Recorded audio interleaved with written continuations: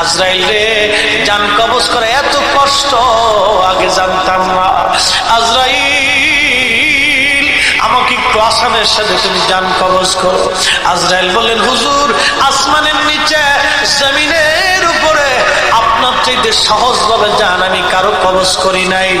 আল্লাহ আমার উপরে করা নির্দেশ, আমার হাবিবের জান কবজ হবে সবচেয়ে বড় আসানে।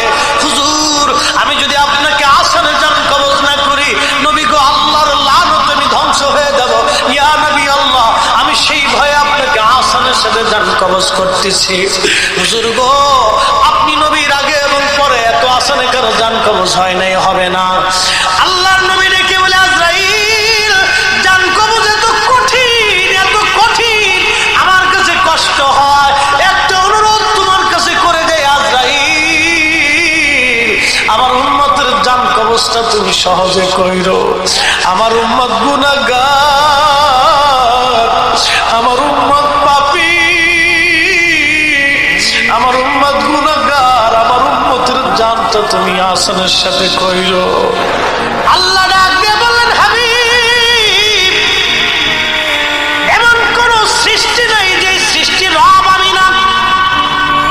ও হুজুর, আপনার উম্মত আপনার ইজ্জতের চাদর ধরে টানবে, আপনার কিছু উম্মত হবে আপনার শান ও আজমতকে খাটো করবে। আমি আল্লাহ আপনাকে একটা মর্যাদা দিলাম, ওয়া আরসালনাকা ইল্লা রাহমাতাল লিল আলামিন। আল্লাহ ডাক দেখো, হাবিব, আমি আল্লাহ আসমানের রব, আপনি নবী আসমানের রহমত।